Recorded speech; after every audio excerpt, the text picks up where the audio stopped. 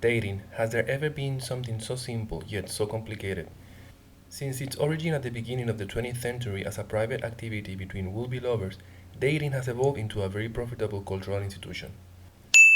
Valentine's expenses for 2021 makes it the sixth largest spending event in the US. The dating economy also includes dating reality TV, dating competition shows, and dating movies. In 2019, before the pandemic stopped movie production, romantic comedies made a total of $250 million, contributing to the fifth most lucrative genre since 1995. In contrast to Hollywood's portrayal of dating as a happily ever after fairy tale, many Americans believe that dating seems to be getting harder. For many younger Haitian Americans, dating can be an act of juggling cultural expectations and health risks of dating during a pandemic. Stephen Desir, a single father of two, has found that Haitian stereotypes can reappear as he navigates dating women from other cultures. There are a lot of stereotypes that you have to deal with nowadays, as opposed to what it was before. Now it's just there's so much stereotypes.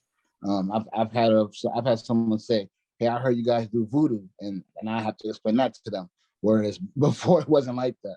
For Amoret Lormil, a South Florida student, dating also involves navigating roles set by Haitian culture, roles that can clash with values associated with the United States. But I also feel like there are times where I'm too Americanized in a lot of ways. And then that kind of gets in the way of the process. I'm meeting Haitian men who are kind of just like, wear makeup, sit there and be pretty. It's very, just the traditional woman who's like seen and not heard. And I don't feel like I'm running into, I guess, the Haitian men that match my personality. Perhaps because dating is hard, there are a variety of dating resources out there, dating academies, coaching services, and websites. But why do Haitian Americans need advice for dating? Emanuela Prival Rodenberg, a Haitian American dating and relationship coach based in South Carolina, says that some of the complexity in dating comes within Haitian culture. And we grew up in a culture where they really want us to get married. They really push that, hey, you want to get married and have a family and go to college and do all those things. But no one teaches us how to do it and how to do it well. Throughout the pandemic, people had to be creative to overcome the physical limitations imposed by the lockdowns.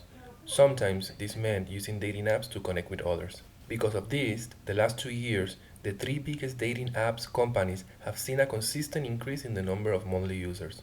For instance, for Steven Desir, the percentage of people he met via dating apps doubled during the pandemic. Prior pandemic, I want to say it was probably 40%, because at that time I had options to meet in person, so it was just there as a back burner. Currently, right now, I want to say it's about a good 80%.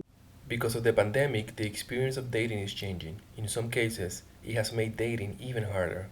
For many Haitian Americans who live with their family, the risk of contagion is always on their mind during dates.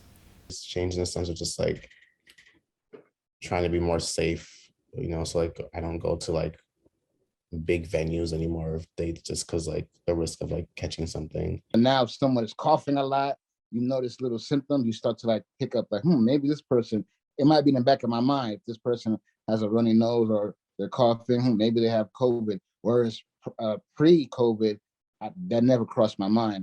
But one change that the increase in dating app users doesn't show is dating apps fatigue.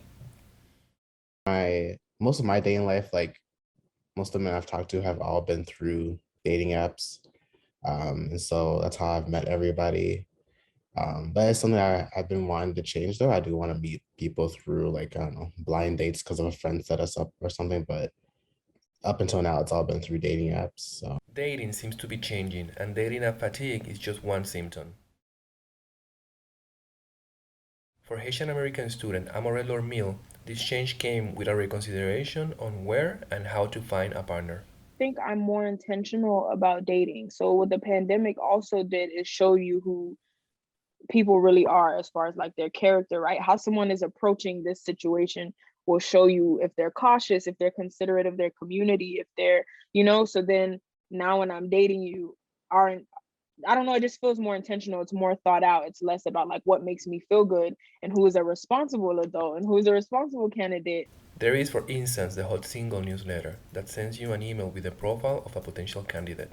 And now, some of the dating apps companies are hosting events for single people to meet.